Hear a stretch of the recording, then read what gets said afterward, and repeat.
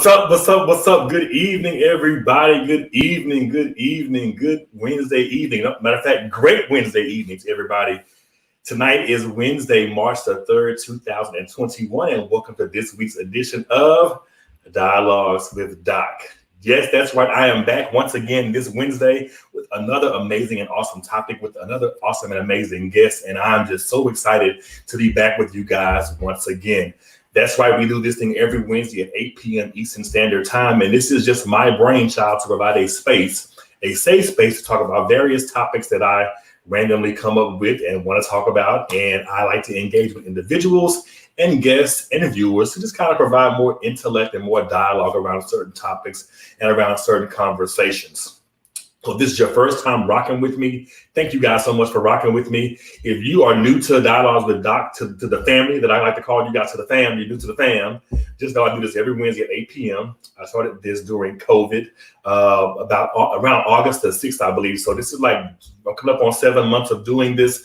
I've had some amazing guests on some amazing topics as well. And I just want to keep that same momentum going and get that same great content out to each everybody who's watching and those who need to be watching and those who want to share what is being shared in the space each and every week. So if you guys know how I operate, we have some housekeeping rules. So in order to be a part of the family, you have to do a couple things for me. I need you to like this broadcast right now. So if you're watching right now, go ahead and like this broadcast. As the broadcast is going on and I'm talking with my amazing guests, if something stands out to you, if you want to share something during the conversation, comment.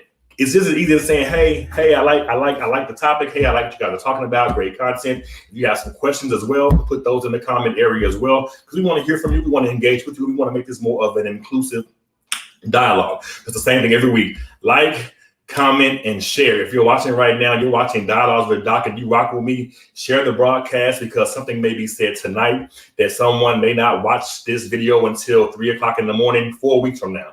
3 o'clock in the morning or 4 o'clock in the morning, 6 months from now. But go ahead and share the broadcast as well if you're watching, because we want to make sure that someone does get this great content. So like it if you're watching the video right now, comment during the broadcast and share it for me as well. I would greatly appreciate it, sir. I would greatly appreciate it, ma'am, as we continue to provide great content and dialogue each and every week. Those are the housekeeping rules. It's real simple. We're all family. So, you know, if my lips ashy, tell me in the comments. If I give you Teddy Riley vibes, meaning my sound ain't right, like doing the verses, let me know. We can't hear you. Turn your mic up or turn your mic off. You know, let me know. Comment with me. Engage with me. I would greatly appreciate it. So I would greatly appreciate it, ma'am. Also, the last thing, I like to know where my people are rocking with me from. So tonight, if you're watching and you're watching the show live right now on Facebook, if you're watching the show right now live on YouTube, let me know where you're watching from. I would love to shout you out, love to shout out where you are watching from. So if you're watching right now, please, sir, please, ma'am, comment in the chat or in the comment area where you are watching from so I can give you a personal shout out from me. As you know, I'm in the DMV area, so I'm holding it down each and every week for DC, for Maryland, and Virginia. That's right, the DMV, not the Department of Motor Vehicles, but the DMV area. I hold it down each and every week for DC, Maryland, and Virginia. So if you're watching right now in the comments, let me know where you're watching from so I can shout you out. I would greatly appreciate it, sir. I greatly appreciate it, ma'am. Also, don't forget to, like the broadcast, share the broadcast if you're watching as well, and comment with us. I see South Lake is in the house. Man. Oh, wait a minute. Somebody told me Texas is in the building. So let me go ahead and get Texas out the way. So I got Grand Prairie in the building. Hey, Miss Charlotte, thank you for watching. Marquita, thank you for watching. Mark, all the way from Georgetown, Texas, man, thank you for watching. Evans, I'm in the car in DeSoto. Evan, I appreciate you so much for just being in the car, rocking with me on tonight. Cousin, I see you. South Lake is in the building. Alva is in the, let me get myself together. Alva's in the building, so that means I have to be on my best behavior tonight because Alva's watching. We go way back to Skyline High School. Thank you, Alva, for joining in. I got Baton Rouge in the house. Northern Virginia's in the house. Cedar Hill, Texas is in the house. Atlanta, Georgia. Bobby, hey, man, I appreciate you chiming in and watching tonight. Shaw's in the building. San Francisco's in here. The DM, man. Phoenix, Arizona is in the building. Thank y'all so much for chiming in. The Hills in the building. Yeah, Alva. No, you in the building. I got the next HBCU president is in the building. I don't know where she gonna go. I just want to know when she goes, take me with her. Alva, that was a shameless plug, but I'm so awesomely and amazingly proud of the work you're doing. From Maryland's in the building. Hey, Zandra. Mansfield's in the building. Fort Worth's in the building. Listen, my Line Brothers in the building. Oak Cliff, that's my hood, is in the building. Don't you forget it. Kirby, appreciate you, man. And the DM. Okay, so we got everybody in the building tonight. So listen, tonight's topic is I wanted to do something different this month. So last month was all about Black History Month. And this month I wanted to kind of share. Number one, let me start out by starting my show off like this. Happy Women's History Month. Happy Women's Celebration Month of the amazing things that women in our past have done and are continuing to do in our present and in our future. So let me start out by saying tonight, kick my show off by saying Happy Women's History Month. ATL's in the building. My boy Murray's here. I'm good. I got security with me from ATL in the building. I'm good. So Happy Women's History Month. Also tonight, I want to do a show a little bit different. So if you've been watching the show since the beginning, I've done topics on parenting in a pandemic, pastoring in a pandemic, the Black Bank movement that's taking over right now. I've done a show to kind of get myself together. I'm 40 now. What? I was having a pre-midlife crisis a couple months ago. I did a show called I'm 40 Now What? Give me some advice on that. I've done shows on mental health. I've had some COVIDpreneurs on who have also launched businesses in the midst of COVID. So I wanted to invite some of them on as well. I've had some authors. I've had some Black males in education, some Black females in education. So we've done some amazing topics and conversations over the last few months. If you're watching right now and want to know what some of those shows are, feel free to go to my YouTube channel. All of those shows are on the YouTube channel in chronological order, and you can watch some of those and go all the way back to the very beginning. They're all loaded there on the YouTube page or on the Dialogues with Doc Facebook page. But tonight's show, I wanted to do something different. So the one thing I love about doing Dialogues with Doc is that as people write and ask questions and certain things like that, if I don't have the answer, I'm connected to someone that does have the answer. Philly's in the building. Hey, Nasira. So last week I had a show and we talked about, last week we had a show and the show was called I Gotta Get Me Together. So if you missed last week's show, go to the YouTube channel and watch I Gotta Get Me Together. So last week's show was amazing. I Gotta Get Me Together was on point. So I wanted to keep that same momentum going tonight with tonight's show. So tonight's show is titled, You Got What It Takes. I don't know who needs to hear that. I don't know who is dealing with something. I don't know who's battling with something, but you've got what it takes. No matter what it is, it's already in you and you have what it takes. And I needed to bring on some backup tonight to kind of help me talk about this thing about you've got what it takes. So I don't know if you're in a dead-end job, if you're in a dead-end relationship, if you're in financial limbo right now, whatever the issue may be right now, you've got what it takes. I don't know what it is, but you have what it takes. It is a powerful word. And I wanted to bring on a guest tonight to kind of back me up, to kind of provide some hope and some insight into the topic of you got what it takes. This individual that I have on tonight as my guest, I'm so amazingly proud of, so amazingly honored to be connected to. He has an amazing story. He's had some amazing things happen to him. And so I wanted to bring a guest on tonight to kind of shed some light on how he knew that he had what it took to get where he is right now. Also, if you're interested in being a show sponsor, I'm going to speak this again. This show will be sponsored by somebody and something really soon. And I'm just going to keep saying it because this show will have sponsors. This show will be sponsored by. Tonight's show will be sponsored by. Tonight's show will be sponsored by. My grandmother always says, speak things into existence. So this show will be sponsored by. I'll have someone's name or someone's company there one of these days very soon because I'm very confident in the work that this show does, that the work that this show provides. So if you're interested in becoming a show sponsor, meaning you want to sponsor an episode of Dialogues with Doc in the near future, it can be monthly, it can be weekly, it can be quarterly. Send me an email to drcalvin.green@gmail.com. Again, if you're interested in have some amazing products, some amazing things happening, if you've launched a business recently, if you've done some major work or some major things and you want us to be a show sponsor, holla at your boy. It's that simple. Send me an email, drcalvin.green@gmail.com, and we can wrap and talk about that. Okay, that out the way. Now, back to you got what it takes. I'm sorry. Houston's in the house. Miss Charlotte, I see you. Yes. Chicago's also in the house. So, yes, you've got what it takes. I don't know who you are, but I wanted to bring a guest on tonight to kind of help me reaffirm and recondition your thinking and kind of just help you do a reset. Think about it. It's March. What happened last March? Last March, we went on lockdown, on house arrest, and everyone had ankle monitors indirectly and couldn't go anywhere. We had to stay in the house, a major lockdown.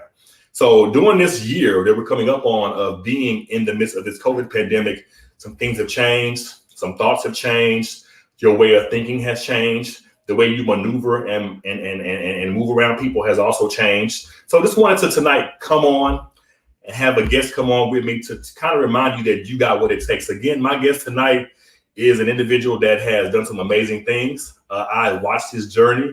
I am honored to be connected to him. I'm honored to be even have him on the show on tonight. So I'm just thankful that he took time out of his busy schedule to join me tonight, because the man is busy. The man has a lot of things going on. But when I came up with this topic tonight, I knew who I had to call on and who I had to bring in. Again, if you're watching right now, chime in and let me know where you're watching from. I'm setting up some things on this end to get my guests on. So let me know where you're watching from while I pull up some while I get this thing going to bring my guests in, and we're gonna get this thing rocking, y'all. I appreciate y'all rocking with me tonight. Okay, I'm good. I got it set up. So this is Dialogues with Doc. Of course, you know I can't bring any guest on Dialogues with Doc without bringing them on the right way.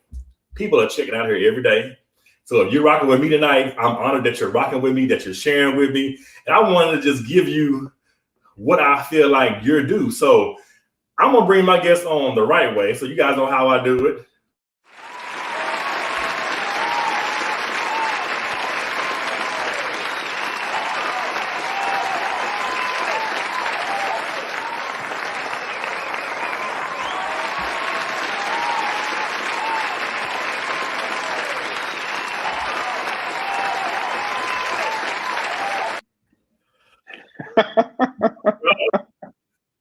What's going on, brother? I feel like I should have had the guest pass the PowerPoint going on while you were introducing me.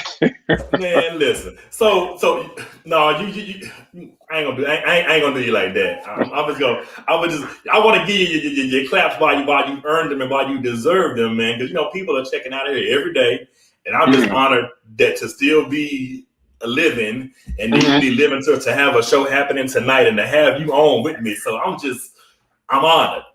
Brother, how are you, man? I'm good. I'm honored to even be on your show. I really do appreciate the opportunity. You and I have followed each other vicariously through others and just with our own communication. So I'm honored to see what you have done.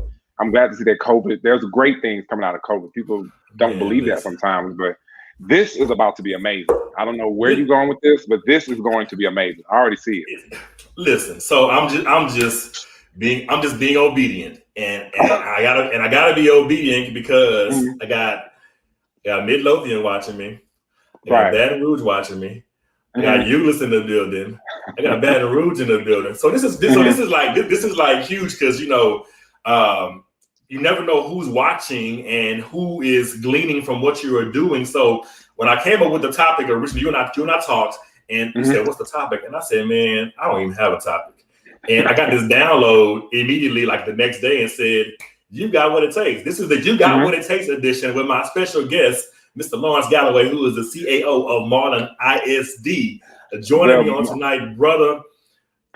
I'm so honored, and because I know you and your personality, I had to come ready tonight. So this is what I normally drink on my show, but because you was coming, I knew I had to be ready. So I'm gonna see. So I knew I had to, be ready for you when you stepped on the scene. So we're gonna jump into this thing, man, and just get this thing going. And again, thank you for taking the time to join me, man. I want to kick this show off tonight by just, for those of you who don't know Galloway, tell us a little bit about you and what it is that you do. So this is the first time seeing you. They don't know you. But you got a lot of people rocking with that do know you. But for someone who's watching for the first time, just tell them a little bit about you and what you do. So I have to give shout out to my roots, and that's most of the people that are on here from Baton Rouge, Louisiana. My brother, Trell Burrell, Miss Cassandra Smith, Brock, a lot of the people that are from my hometown. A lot of people don't even know that. And I was born and raised in Baton Rouge, Louisiana. I actually went to the first Black high school that was designated for African American students, McKinley Senior High School. Okay. I graduated from there. Then I went on to Southern University. So went from Southern, moved to Texas, then moved to DC, moved from DC back to Texas, and just have kind of, followed my passion. So currently what I do is the Chief Academic Officer in Marlin Independent School District. We're the pride of Highway 6. We are 26 miles south of Waco, on your way to Bryan College Station, I guess you could say, if you kind of geographically know what that is. So Marlin Independent School District, what I do is I oversee now, due to some other changes, the overall operations and finances of the district. I also dabble in a lot of the academics when it comes to like federal programs and money and things like that and school improvement turnaround. But I oversee the overall operations of the district to make sure that, kids have laptops and kids have teachers are getting paid on time and the light bill is getting paid. So I oversee a lot of different things, and I have my hands in a lot of different pots to make sure the school district runs. So you came in doing one thing and that quickly shifted to something that you thought you got away from, but it's like exactly. It's like you never. So we talk about you got what it takes if you're watching tonight, and when you find out that you have what it takes, some things you just can't escape. So I'm going into this CAO position, and now they're putting on me more for my other things in my tool belt that just never seem to go away. So now I'm kind of dabbling in both areas. And you making it pop, brother. I don't see any gray hair over there. You look. Grandma say you're looking good. You're feeling good. You look blessed. You just look blessed, and you're doing it with such ease. Whereas someone that doesn't have what it takes would be looking stressed out. So the fact that you're looking blessed and not stressed, man, is amazing. So I want to go back to your roots. You talk about being from Baton Rouge and going to Southern University. This is where kind of you and I butted heads. It is, yes. Months ago, because I never knew you went to Southern. I don't know. I don't think we ever got to that part in the conversation. You talk about colleges, because I went to Paul Quinn and Southern. We HBCU family, and we just never got to that point. And to my guests watching, because Galloway, he wore me out. Because I didn't know he went to Southern, and I had an HBCU panel and didn't have him on as a guest. So I want to go back to that and talk about this Southern thing. So you made the decision to go to an HBCU. Tell us what confirmed that decision for you. We oftentimes talk about the impact and the power of HBCUs and the power that they possess and that they put inside of some of us who probably didn't have that option. But tell us about why you chose Southern and what was the defining factor for you when you said, you know what, this is where I'm supposed to be.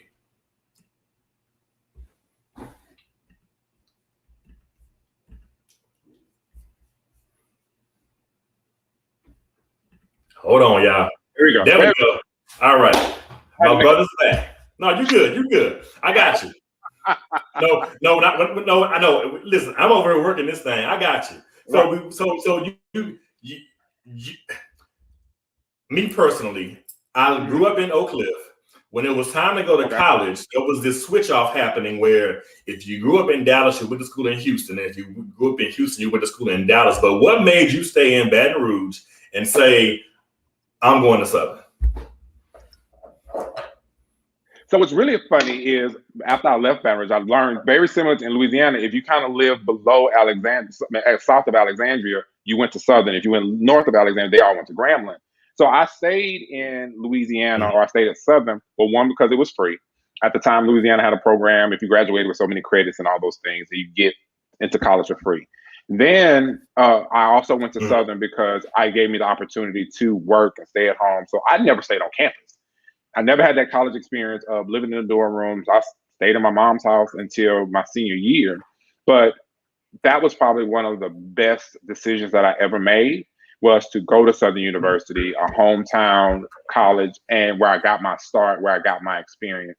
that was so different. And if I would advocate for anything, and I'm sure you will too, the HBCU experience is far not even compared to anything else that you can experience going through your educational journey. I would recommend any student, I don't care your ethnicity, to get the experience of the HBCU. No, you're right. There's just something that it provides that even in today's sphere of things, students need. That it's, if you don't go there, you're going to be missing something. You're going to be missing. They're different. It's not even just a one thing you can pinpoint. There are just so many different factors that you can say help to cultivate who you are. They help to cultivate who you are personally, help to cultivate who you are professionally, and just overall, the HBCU experiences can provide that. I want to thank you for sharing that, Ms. Marquita. I see you. Galloway definitely has what it takes, and he makes sure that the scholars and teachers have what they need consistently. So, Ms. Marquita, let me tell you about that. Since you wrote a comment, I got to tell you about Marquita. So we're a part of this group called Leaders Lead. And Leaders Lead is probably like a therapy group, a comedy club. I couldn't tell you what it is, but what I do appreciate about it, it is a support system of leaders that, you know, I walk into the boys' bathroom and I saw cigarettes on the floor. What do I do? You know, how do I handle this situation? I'm dealing with this teacher. I'm dealing with this principal. I'm dealing with these different situations. How do I have a group of leaders that are around me that can support me to ping ideas off of? So Marquita is a part of that group. She's a phenomenal principal in the Cedar Hill area. Beyond resources. So if anybody, I don't know if individuals can get others' emails or contact information from the chat, but she would be an amazing person to reach out to if you ever need any questions about principalship or anything like that. Gotcha. No, I love how you said that, because it goes back to you've got what it takes. If I don't feel like I have what it takes, I got a group called Leaders Lead, where I can bounce some ideas off of someone, and they're a support group, they're a therapy group, they're a group that'll tell you when you're right and when you're wrong, whether you want to hear it or not. We need people to check us like that as leaders, because there will be times when we don't have what it takes. There will be times when we have to dig deep, and some days I've dug deep and still didn't have it. And I had to have someone get me together real quick. Like, Green, you need to do X, Y, Z, and you're like, okay, let me, it's like if Marquita tells you, you got to get it together ASAP, because you know that you're slacking. So no, I appreciate you saying that, man. You said Marquita is in Cedar Hill. She's in Cedar Hill, yes. I rag on her because unfortunately she went to Jackson State. But we're gonna love on her. We still gonna love on her. Well, no, see, and I was going where, so the HBCU love, I just love how there's this camaraderie and there's this symbolism of unity. No matter what, if you went to HBCU, you family, because kinfolk, it doesn't matter. Like, we get into the flagships and the smallers or whatever, but as long there's an experience that's provided, no matter what the school is. You already know some things won't change. Wednesday you're gonna have fried chicken. Friday you're gonna have fish. But Doc, it's bad in DC though. Like, DC it's not even about what school did you go to. It's what HBCU did you go to.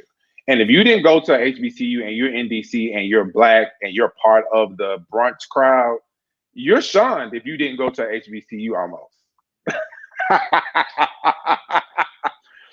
I mean, because that's the first question people, because you have the HUs, the Howards, you have the Hamptons, you have the Elizabeth State, you have all those HBCUs that are in that area, and you have so many prosperous African Americans that have gone to graduate school, or went to graduate school at Howard, and well, now you really can't tell Howard anything with a vice president. So, I mean, well, I couldn't tell you nothing before, and now I could tell you nothing right now. Now I really can't tell you because you listen.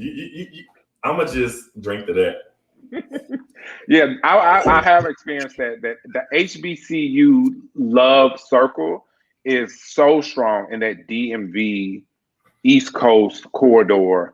It's definitely strong in the South too, but once you get like in DC, if you don't wear your Hampton, Howard, Langston, your Jackson State, your Bethune-Cookman shirt to brunch or to whatever, people are looking at you because they know you have what it takes if you have on the HBCU shirt. And I was going there. If there was ever a point in your life where you felt like you didn't have what it took, going to an HBCU provided some insight, some courage, some direction, and some affirmation for you to finally realize I do have what it takes. When you walk across that stage, finally, after 4, for some people 5, some people 6, the fact that you walked and then didn't get rolled across in a wheelchair, right? A lot. So it confirmed that you have what it takes, and I love that. I want to go back to the thing with Marquita. You said Cedar Hill, so I want to go through your professional journey, man, because you have done some things and you've been some places, and it all has culminated and helped you evolve to where you are now in Marlin. So let's walk through this professional journey of yours, if you have time.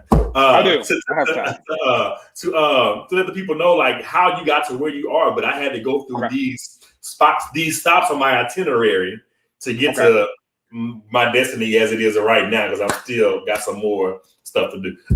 Okay, so my original career started. I got to give a shout out to show you how old I am to Blockbuster, where I started as a manager in Baker, Louisiana. So that was where my working career kind of started. But seriously, after college, my teaching career, education career started in East Baton Rouge Parish School System. I started as a math teacher. I started as an uncertified, not even in an alternative program. That's when kind of the whole alternative program pieces started. So I took the test, didn't pass it. So I was an uncertified teacher for 3 years in Louisiana. So I fought that journey and then moved to Texas, then started working at Uplift Charter School, where I did start working on my certification. Okay. And I also went back to Texas A&M Commerce to grad school as well and got my master's. So from Uplift teaching math, left there about after 2 years or so. And then I went to I don't even want to call that name right now. It's a school district between Lancaster and Duncanville that I used to work at.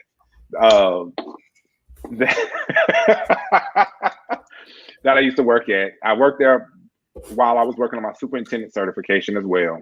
Left there to become a principal, actually at an early college high school in far northwest Tarrant County. So it's right by Eagle Mount Saginaw. So you may know what that is. So I worked at the TCC Northwest campus. So there is really where I grew and developed a lot of skills as a principal, as opening a campus, working with students from 2 different school districts. I think some of them are actually on Madison White and Omar, both former students of mine that went on and got their associate's degree. But learning academic programming, learning school operations, learning just everything from making sure the corn is hot to making sure kids graduate with an associate's degree. So doing all of that is really where I learned a lot. So from there, I went to DC, where I got into the HBCU brunch circle. And from there, I actually worked in DCPS for a very brief time. And one of my friends that's online will laugh. He's probably laughing about that. I worked at Ballou High School. And at the time, I'm about to say, most people, when you say Ballou that know DMV, be like, oh, you worked at Ballou? Yeah, I worked at Ballou for a very brief moment. Then I went to PG County, actually, for a little bit. Then that's when I got the mecca of jobs. I worked at the Office of the State Superintendent, OSSE, that everybody calls it. So that's when I really learned. I think that's actually where I met you, coming out to Friendship, monitoring schools and doing things like that.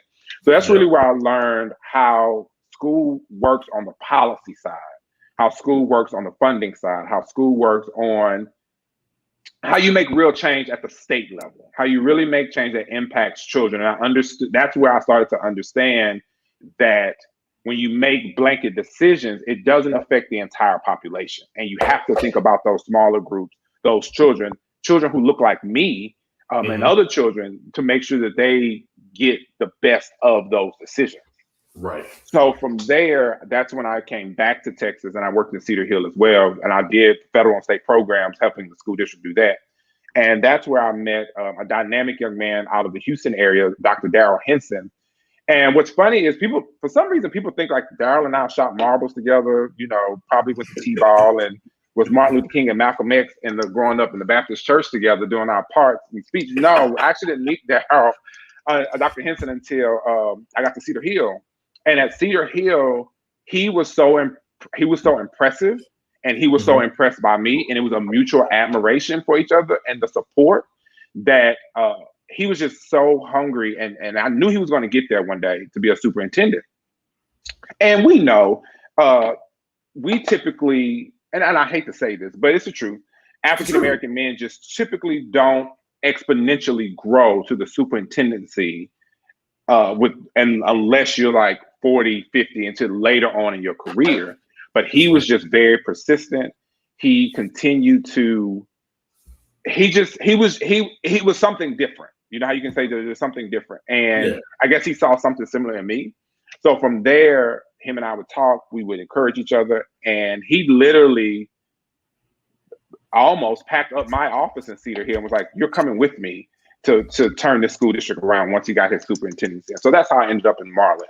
And when I tell you this has been the most rewarding work ever as an educator in 15, 16 years that I've ever experienced, I wouldn't change it for the world. Man, okay, I'm gonna do two things. I'm gonna go back. Well, first of all, let me go here first. Maddie wanted to share. You were an awesome principal, got her through high school and her associate's degree before she was 18, and now she's getting her master's in teaching. She's teaching, I think, in Denton. I think she's in Denton area. Madison was like $1.25, maybe not even $1.20, not even a whole buck. She's like a half a buck. White girl, blonde hair, tiny, petite, so smart, so polite, but she just had a fire in her that she wanted to finish. And she confided in me one time why she wanted to get her associate's degree.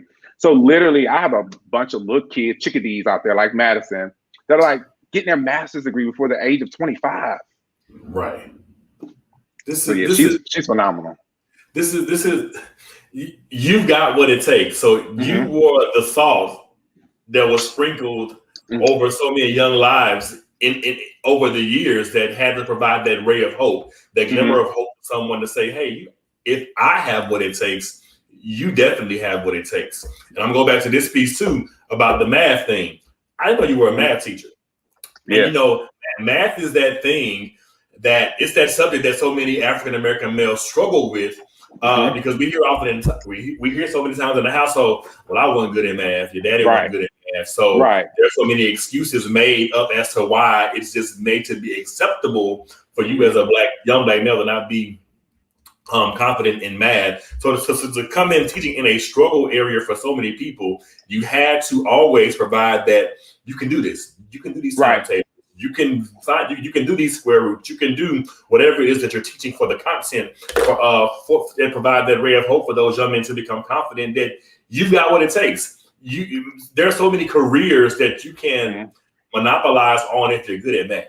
It's far more than just counting your money at the cash register, and you could be an actuary, you could be so many different things in that space. So thank you for stepping out on faith in an area where there aren't that. Well, first of all, there aren't that many black males in education anyway, and then to be a black male teacher, and then to be a black male teacher teaching math. There's just so many different things that different levels. There are levels to you got this. So thank you for sharing.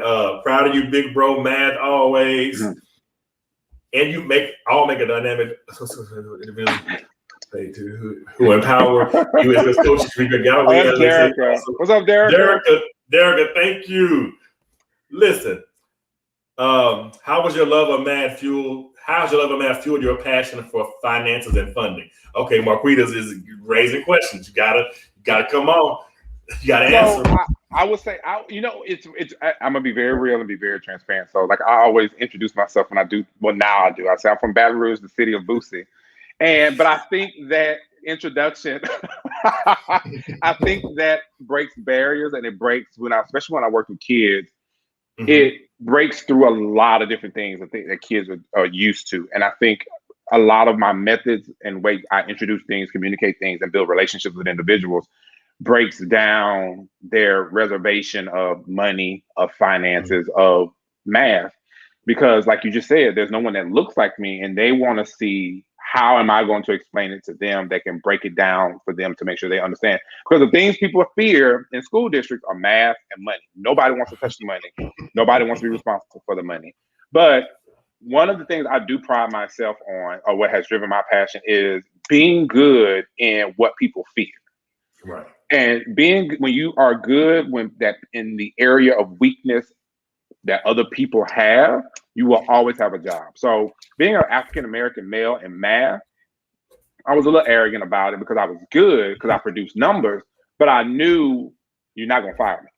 I know you're not gonna fire me, you know. English but I mean that can be good and it can be bad. So you do have that arrogance, but you have to be at the same time productive with that arrogance and caring about the kids, making sure you move numbers. So my passion about math translated to my career in administration because I knew people were weak in math and I know people are weak in finance, and how finance can actually impact students' performance in math when you trickle down those initiatives and those priorities to make sure that they have the resources that they need. Man, you said being good in an area of weakness for others.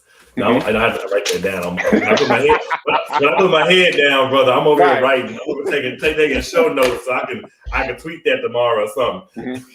Listen, the people, you made such an impact, man. The people are loving you and sharing. Your wizard has always exceeded expectations, has rolled up his sleeves and taught algebra on my campus, even in a central admin position to help me out. Extremely humble and talented. Awesome leader, collaborator, problem solver, creative thinker, and so connected with the kids and wonderful to work with. Okay, I gotta go here since they're showing the love. Has there ever been a time when you felt like you just didn't have what it took, and what did you do? I'm gonna just say hell yes. I definitely think, and I looked at when you and I were going over questions. So. And just being real and very transparent about it, being an African American male in this society has its own burdens that you have to carry sometimes. And what I would definitely say is, okay, so yeah, I do. I'm gonna just go ahead and preferences. I make biblical references, but sometimes I'll make Ronnie Players Club references as well. So you have to intertwine the two to make sure. It keeps you back. It keeps us balanced. It keeps us balanced. It definitely does. Relatable to the kids that we work with. It definitely does. So I will say that, whatever the hand is that God dealt you, like spades, you have to win. You have to take that hand and win with it. So there are times, we all go through stuff, one because of gender, because of our ethnicity, because of our age. And sometimes all of that comes compiling on you at the same time. You turn 30, you don't have your master's, and you African American, and you this, and you that. And it's like, Lord, what else is it? But when you get to those points, I would definitely say the key piece for me is a solid faith, a solid circle of friends and family that I can rely on, that I can call on. And some people, people randomly kind of say it on social media, check on your strong friends. No, seriously. You need to check on your strong friends a lot of times. Just sending a text message, hey, I was just thinking about you today, can really help a lot of people, because people be going through. I don't know, especially with COVID going on, especially your friends over 35. Check on your 35 and plus of friends, because we be going through it. Listen, and sometimes you got to pull what grandma will pull, meaning don't send a text. Grandma couldn't text. Pick up the phone and call somebody and say, hey, I'm calling just to hear your voice, because you can lie through a text message, but if you pick up their phone, you sure I can tell in your voice if something is right or something is wrong. Or you be old school to pull up on them, like, I just need to see your face to make sure you're good. I saw your face. I'll keep going. I feel like you're good. And you're right. You have to check on people, and we have to take care of each other. But the biggest thing, another piece to that also, is you have to be. The faith piece is very strong, but then you also have to have belief in that. I believe firmly, and then of course I go to Potter's House and TD Jakes. I'm going to see the goodness of the Lord, whatever that may look like. And if you don't have literally a scripture, a saying, or a quote, or something that grandma told you to pull from every single time your tank gets low, it is going to get tough. you have to find something to keep the gas going. You know, one of the models that I use in my district is you don't have to press the gas to move forward. You know, the car's going to go. Even if you just put the car in drive, the car is going to move forward. So pressing the gas is just an accelerant. So we have to determine sometimes, you know, am I pressing the gas to go forward today, or am I just in drive? And it's okay to just be in drive some days. It's okay, but we have to find something that will make us press the gas to want to move forward more rapidly. I ain't gonna lie. Some days I just want to stay in neutral. but I know there are too many people depending on me and depending on you. I got to just tap the gas just a little bit. You know, don't tap it too much. Just tap it a little bit. But some days, brother, we just want to stay in neutral. I want to go in my office, close my blinds. Don't come ask me no questions. Hold all my phone calls, and I'm not checking any emails. But I know if we go into that type of space, that type of headspace, something's gonna fall short because they ask us for everything, and everyone's looking to you for insight. So even though we want to stay in neutral, But you know what I do? You know what? This could be the reason why I haven't been in that place in a minute. So crazily, I get up at 4 a.m. and I go to the gym. So I get all of that. Don't want to be bothered out in the morning. So by the time I'm done, the brain cells are moving, everything else is, the endorphins are up. So I'm okay by 7 o'clock. But now catch me at 2:25, 3 o'clock, the brain shut down.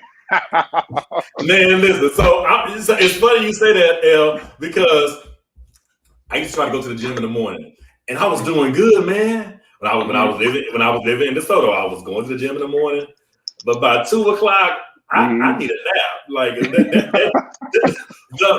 the going to the gym in early, about 2-3 o'clock. I'm like, don't bother me, don't like. But you're right, like it's engaging in the morning, and you fired up, you ready, you did bus duty, you done went through a couple classrooms, you know, you done jacked up a couple kids in the hallway for not doing right, and right before bus duty, you like, man, can I get a Red Bull or something? Because I'm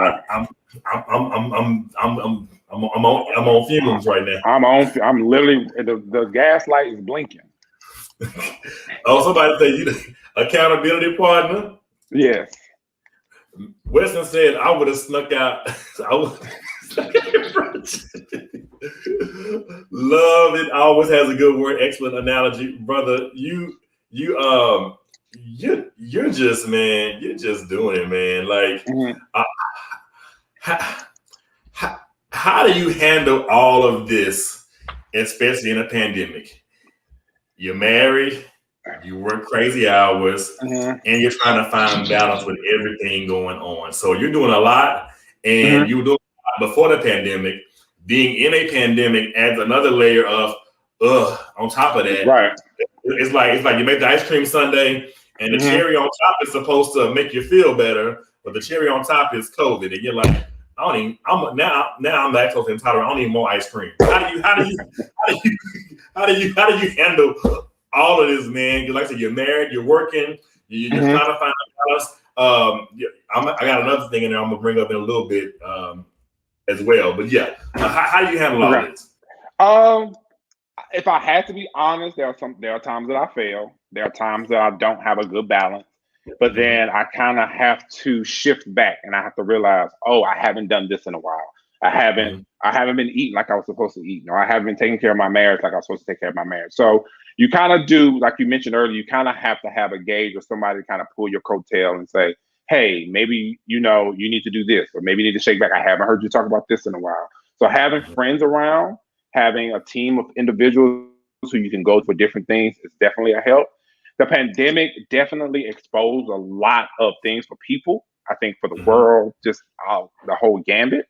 But I also think in my case, luckily, I think it gave more intimate time for relationships. It definitely made more phone conversations a little more intimate and more checking in. Because, you couldn't go nowhere. So all I could do was call you and talk about basic time, anything else.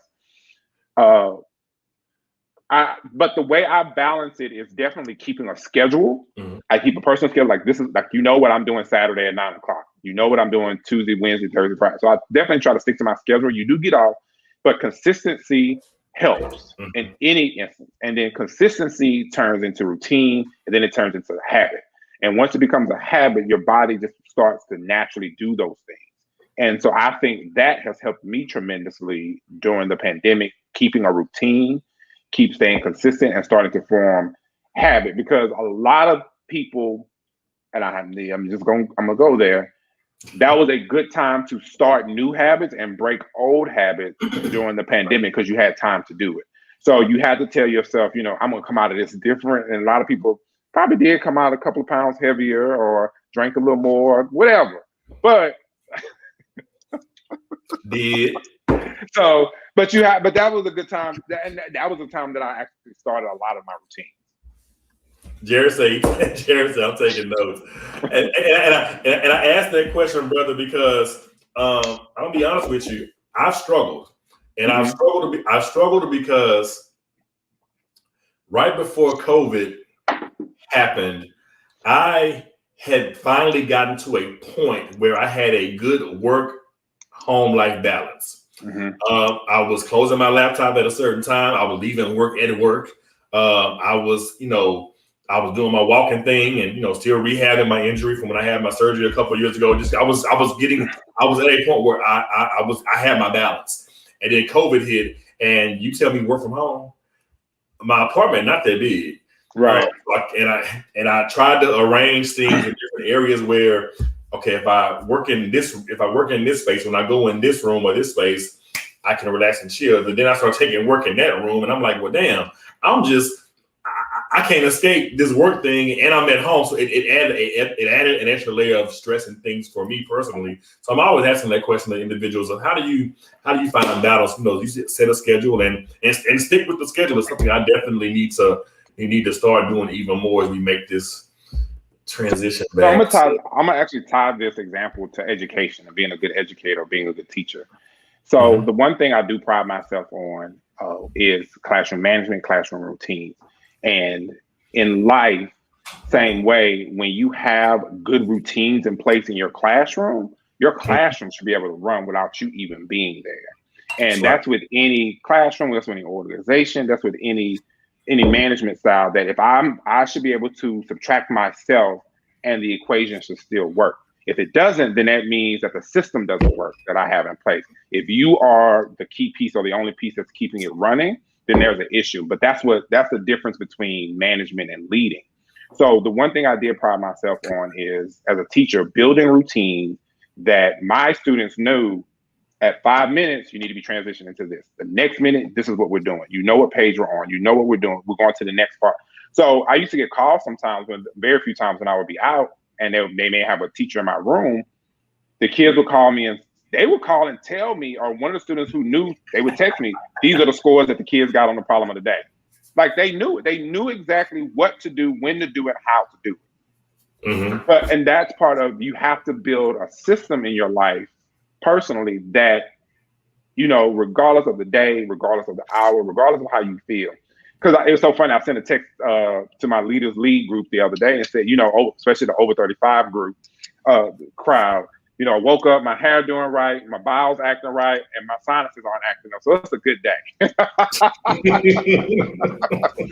It's a real good day. A real good day. So whatever's going on, regardless of how you feel, that your body is so inclined to just get those things done that it becomes habit, and the routine turns into habit. So you get used to it. So that's how I get through it. I'm not perfect. Definitely have a ways to go, but I've gotten a lot better.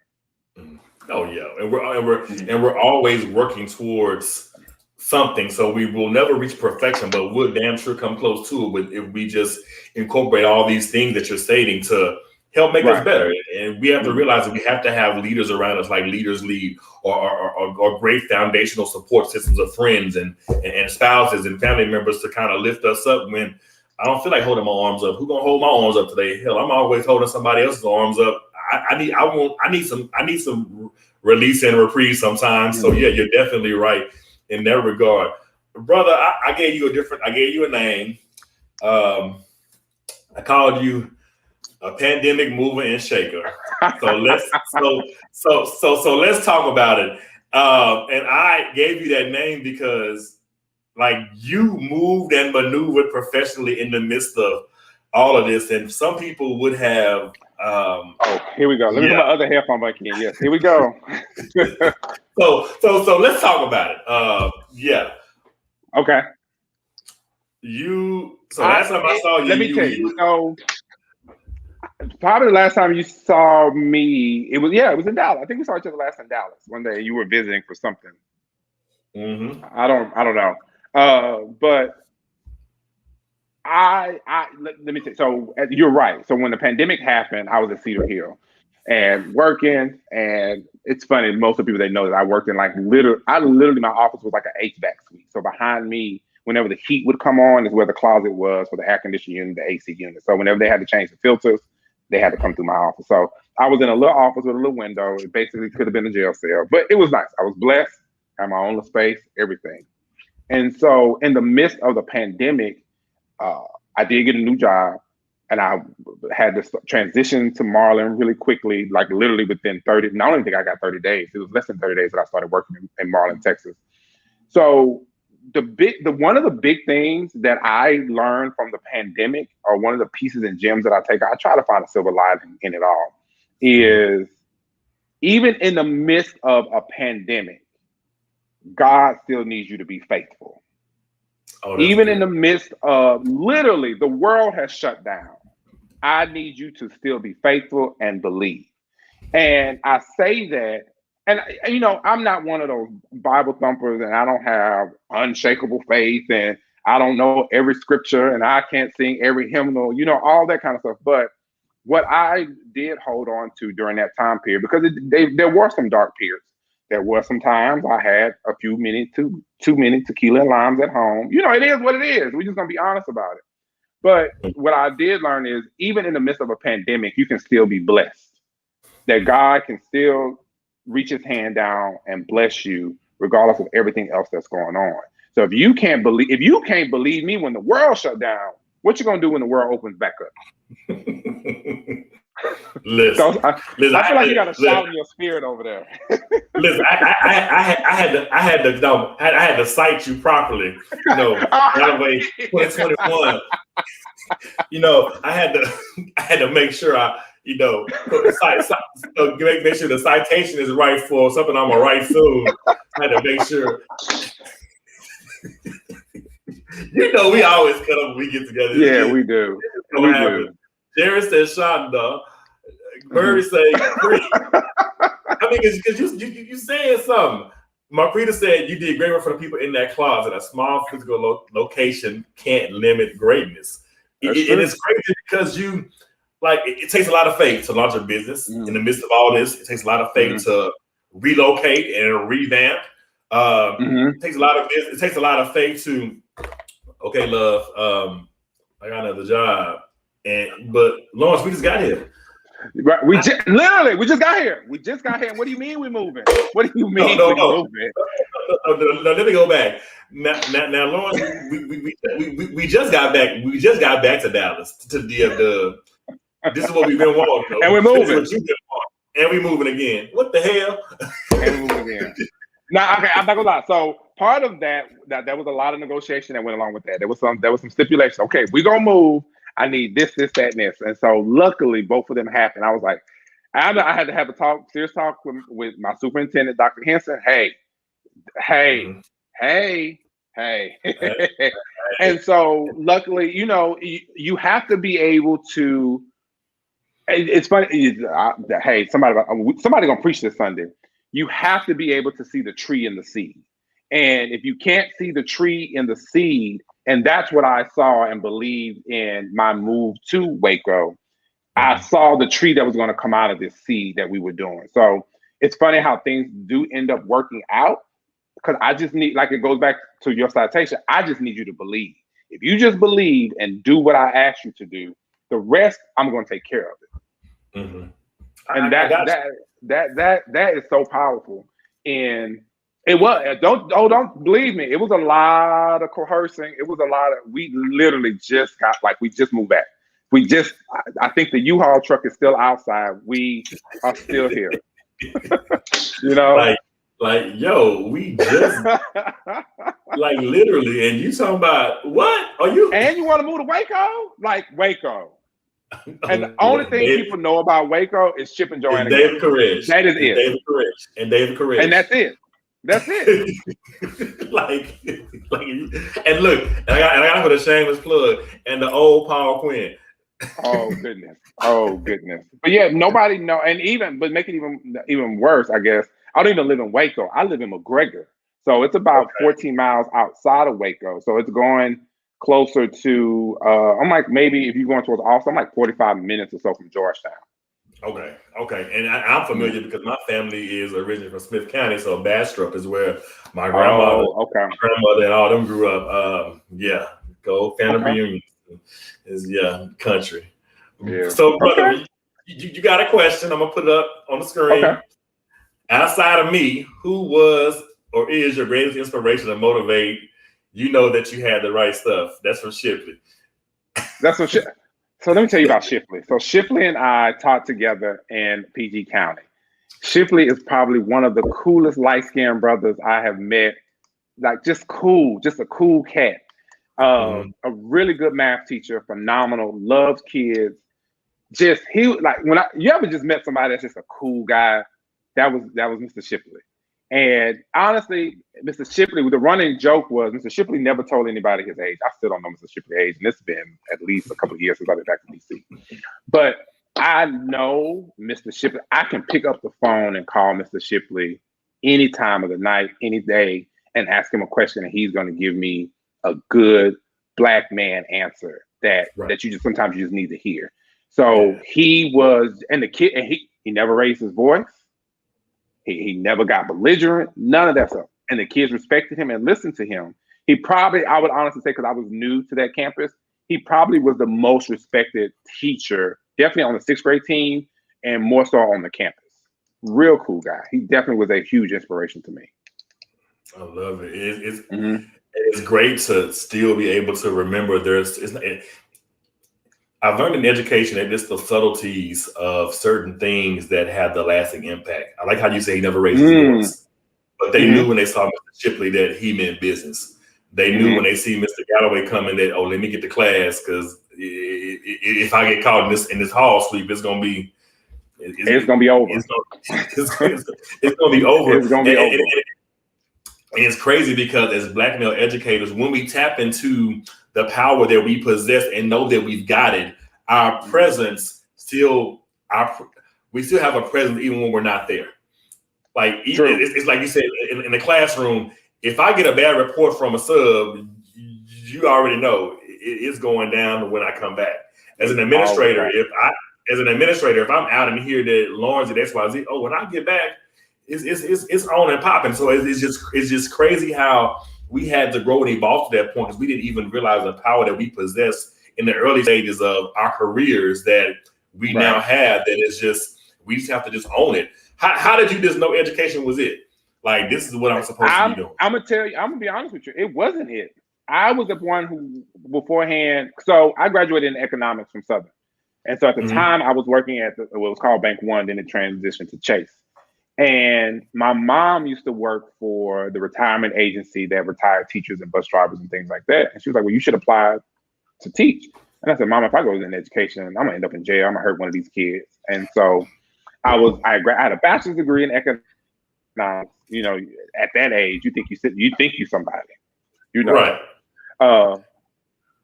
Working part-time as a part-time teller, I was like, I'm better than this. I can do more than this, not knowing which end was up really. And I just said, I'm going to apply to teach.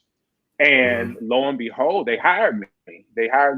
Actually, one of my friends at the time, his mom was the math department chair and she knew me. So I got the job. Now, my first year teaching was Algebra 1 and geometry. And so education wasn't like, I want to be a teacher. Like I was a career man, I have a family of educators and all that. No. But I knew within my first year how I performed. I was like, this is it. Like something, this was it. Like a lot of the struggles that I see a lot of first year teachers make now, that wasn't me. I'm not gonna say I was a dynamite teacher with amazing scores my first year out, but I definitely felt that spark that first year. So definitely after year 2, year 3, I knew that this was it. This is what I wanted to do.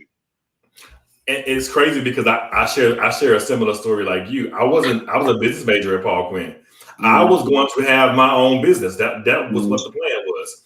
I did a different internship every summer dealing with a different aspect of business. So I knew when May 2004 came around, my black behind was going to have at least 3 job offers right when I graduated. And I walked across the stage May 8th, 2004, and I didn't have no job offers. So my black behind said, well, I guess we going to grad school. And I switched to education. I switched to higher ed, actually. And then I met a guy who was an AP, who we became really good friends. The whole Texas connection, he's from Houston, I'm from Dallas. We immediately connected and linked up. And it was like, what are you doing? I'm working for this nonprofit that doesn't pay much in Baltimore. You ever thought about teaching? And Mama, if you're watching, I apologize now for what I said. But I said, I'm not teaching them badass kids. And he was like, yo, dude, just do the application and see what happens. And I promise you, LJ, I promise you, I did the application on Monday, and on Wednesday I had an interview. And that's how I came into teaching after 9 weeks in Baltimore County. Oh, wow. As a business education teacher. So I'm teaching what I'm in debt for. So I'm not teaching English, language, right. arts, science. I'm teaching computer applications, accounting, the stuff I went to school for. And it just worked out perfectly. And I'm like, now it's like, I didn't choose this. This thing chose me because I had no idea that my career would catapult and that I would even be in this thing this long. And keep in mind, man, I'm starting teaching at 25. Right. And to add another layer of accountability, I'm working in a high school. So I was 22. The first year I started teaching, I was 22 and Katrina happened. I was teaching geometry and I had an 18-year-old kid in my geometry class. Listen, I had a moment last week, actually. I saw one of the very first students I taught ever. And she said, Mr. Green. And I turned around like, yo, I asked her how old she was. I just turned 41 last Friday. Why is she 33? You know what? It'd be so embarrassing sometimes. You go out places, you might go out to a little happy hour. Mr. Galloway! Oh God! like it's like, bro, we've been in this thing for a minute. Like, I would definitely say my first group of I started teaching in 2005. So my first group of kids are 30 plus. Yeah, you're right. The same time. Yeah, you're right, about the same time frame. Yeah, because I started 2005, 9 weeks after they ran the sub off because the teacher had a nervous breakdown second day of school. And I just walked in there like, what's up? Hey, this profession not built for everybody. Exactly. Thomas, I see you. Many of us who are in education never had a thought of doing it, but once we get into it, it's fulfilling. You're speaking, Mr. Galloway. I mean, it's like, but we think about it now. I did a show a couple months ago, bro. I asked all the guests on. Matter of fact, Murray was on it. Murray Ford was on the show. I said, can you tell me the age of your first black male teacher? And we really had to think about that thing for a minute. Like, I know for me, my first black male teacher was the ROTC instructor at Skyline. Like, and I'm in high school. This is my first black male teacher ever. I recall this, my ROTC instructor at Skyline, and I'm in the 9th grade. Mine was 6th grade, social studies teacher. Like this, and we've impacted so many lives doing this work, man. That it's like, okay, I'm gonna stay on task. Okay. Advice to yourself 20 years ago. 20 years ago, what advice would you give yourself? So the advice that I would give myself, and I would give anybody actually, is stay in it. Stay in it. And so I'm gonna make a Louisiana reference to this. You know, if you know how to make a roux and you know how to make gravy from scratch, or if you know how to make gumbo, it takes time. You know, if you rush it, it's not going to come out right. So one of the things that a lot of us are very eager to progress in our career, to move forward, to do a lot of different things.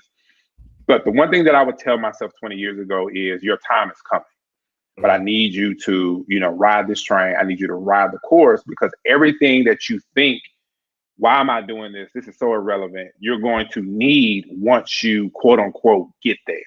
You're going to need all these pieces.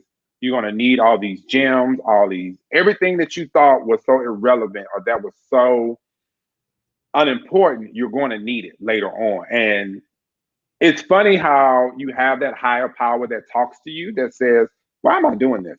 And something just tells you, just do it, learn it, have a good attitude. Attitude is everything. So I would definitely say, whatever it is, even if we're speaking to educators, they say, oh, I need you to run Saturday school. Run Saturday school with excellence. Have a good attitude about it. Oh, I need you to teach summer school. Teach summer school with excellence. Even though you may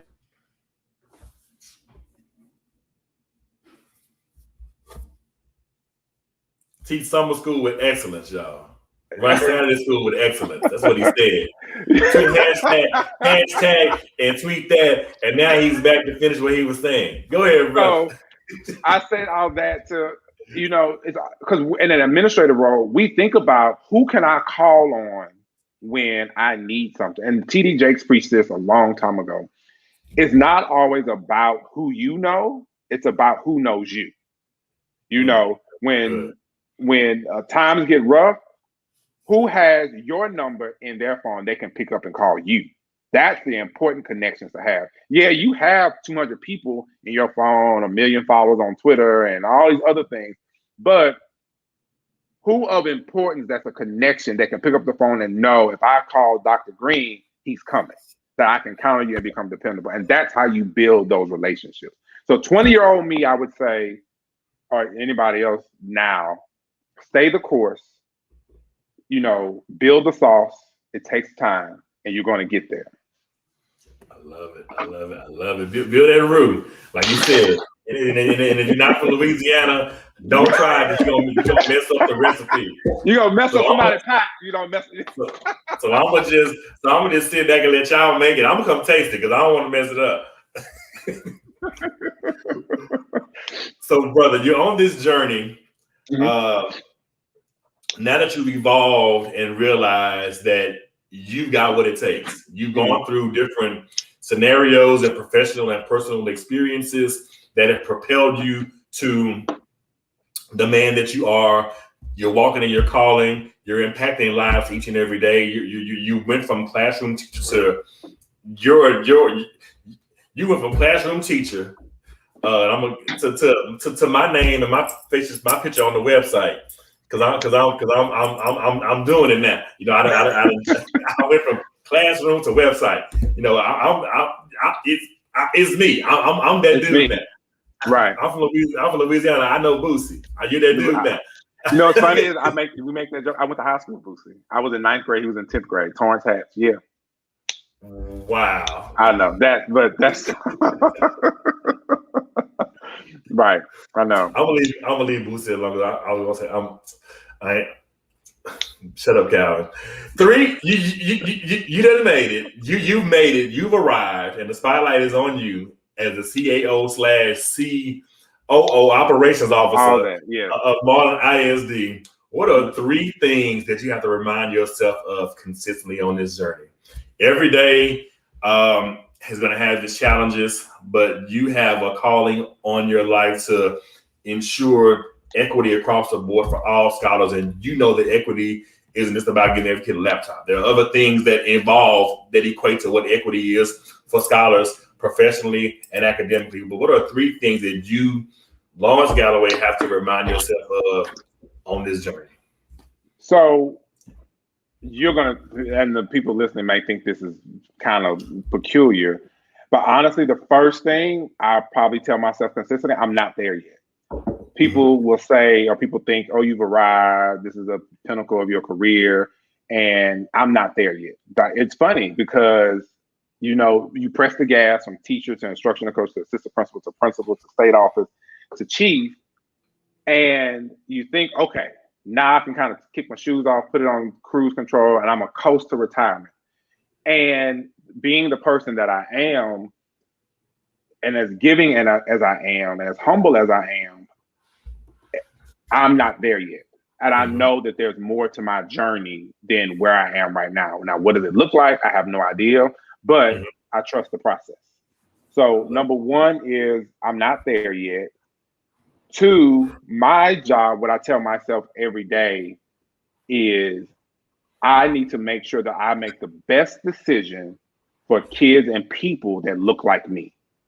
And particularly in Marlin, because so many times people of color are just people sometimes in general move or live in underserviced, enfranchised areas that don't have proper leadership to make sure you take care of the people. And, I can bring up a bunch of biblical references and, God working and all that stuff. But we know that because a lot of times what ends up happening, very few of us go back to grandmama's neighborhood and go teach at that school. Right.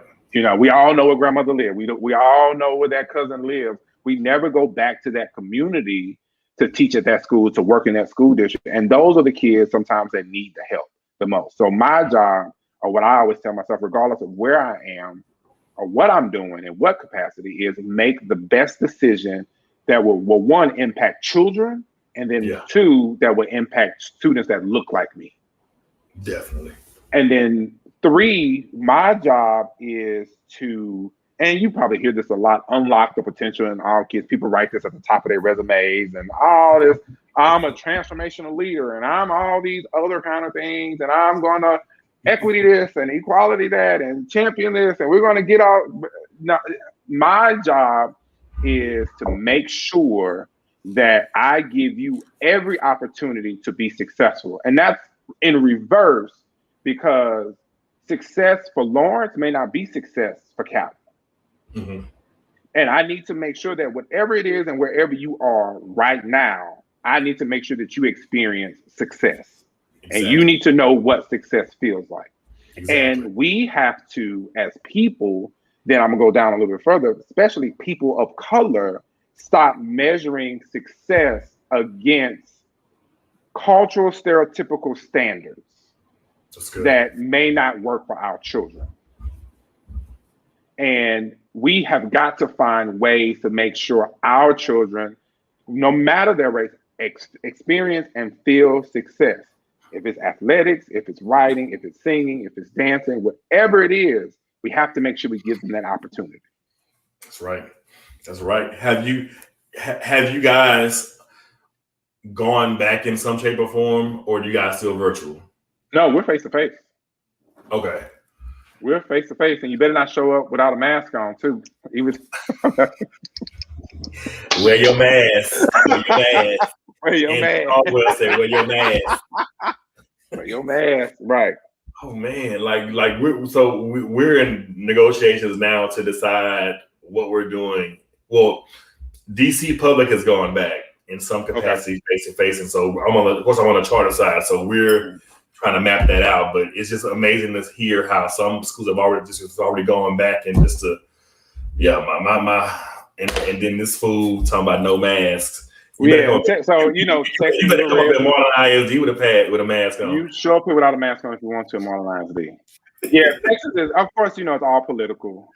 It was very concerning actually to hear that, because I was kind of concerned about what are the frontline workers are going to do, like the nurses in the hospital. I don't know. I don't really know what I haven't read his detailed plan, so I really can't answer that. So I don't know. Honestly, I don't know. But yeah, in Texas, it's no mask, wide open. Go to a bar, go to a club. Yeah, wide open. I'm shut up. I'm be quiet, brother. Thank you so much for joining me tonight. Whoever is out there watching, I hope and I pray that our dialogue tonight reminded you, reinvigorated something inside of you, helped you to recalibrate, to realize that you do have what it takes. You got what it takes. Listening to Lawrence on tonight and sharing his journey and the different nuggets that he shared on tonight, I hope that it resonated something within you. He preached. He teach. I'm okay. I'm gonna put my cash app in the comments so y'all can sow your seed. I'm just kidding. But no, thank you, brother, for just pouring out tonight. So many times people pour and don't even know that you're just sharing, and you don't really realize that you're pouring, and someone is gleaning from what you're saying. So thank you for joining me tonight, man. I'm so glad I got you by yourself. Well, I got a question from somebody. How you get a show by yourself with Calvin? I was like, I'm a headliner. I don't sing backup. What movie is that? So I don't do oohs and ahs. I don't do oohs and ahs.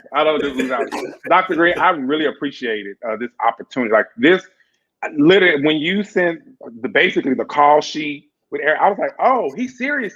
Like this is real serious. You're in the waiting room. Like this, I see it. This is so well done. I applaud you. I'm so glad that you worked on this during your COVID season.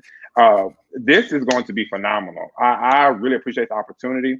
I would be remiss and probably would get a couple of bad text messages if I just don't shout out the 10 million texts I sent out to everybody, a lot of people that are on the chat, from one of my personal mentors, friends, Dr. Charlotte Ford, my very good friend, my French 75 buddy, Albert Walker. I didn't know y'all knew each other. That is my buddy. High school, man. Skyline produces some amazing people. I know that. Small world. And so many other people. Miss Smith from Baton Rouge. Miss Smith has fed me and let me stay at our house so many times. Brody from DMV area. So many people, a lot of my grad school friends, Jared, Terrence that are online, Pooja, all of those individuals and coworkers that I work with, Raquel, Norman, just so many people that pour into my life and who I am. But the most important person I definitely have to give a shout out to is Mr. Otainment Vincent. If I couldn't do this, none of this would even be possible without Mr. Vincent. So I have to definitely give him a personal shout out. So I really appreciate this opportunity. I hope I get asked to come back. I hope the sponsors say, you can have everybody back, but that Galloway, he did too much on that show. He can't have it. Let me tell you something. First of all, so let me jump in. OT, thank you for saying he can do it. That's my buddy. I love y'all. Like y'all my people. But no, brother, I definitely am going to have you back on. Okay. We have some amazing work to do still, as we are on our itineraries to wherever that may be, but we haven't even tapped into our destiny. So there is still some more dialogue and conversation that I want to have, that I need you to be a part of. And I'm just proud of the work that you're doing, man, because to be up here and still be in the trenches. I value that input and that insight, because it's not like I'm in my office all day and you're on campuses. You're the Marlon Joe Clark. You're patting and turning corners. No, you haven't met. No, and you're pivoting quickly. You have not met my superintendent. He is the Marlon Joe Clark. Now, what I will say about myself is, and I got this from an instructional coach at Uplift. If I saw her today in Walmart, I might push her down. But I learned so much from her. Is you could put me in the jungle with grape leaves. These kids are gonna learn math today. And exactly. You have to have that type of attitude with anything that you do in life. So I really do appreciate it. Man, I gotta highlight this. Jonesy, Lawrence, you inspired me to finish my bachelor's degree at 52. Keep motivated. I'm just doing what I'm supposed to do, and I'm inspiring people vicariously. This is the work that we do, man. It's not just the kids; it's the people that we that we connect with, that we interlock with, because we never know who's watching and who needs somebody needs to hear your story, man. Because let me tell you, we're probably gonna go on and on and on. People think, you have this title, and I make jokes about it all the time. Like I said, I'm from Baton Rouge, Louisiana, the city of Boosie. I still will boil a turkey neck and some crab ball. I eat pork neck bones. I eat gumbo. I eat fried catfish. I'm no different than anybody else. And my position may be different, but however, I'm probably, like you said, I'm in the trenches every single day with my team, my staff, my loved ones. So, no matter how high you may go professionally, at the end of the day, like I said, if you can't fry up some pork chops, we don't have nothing to talk about. Don't even talk to me. and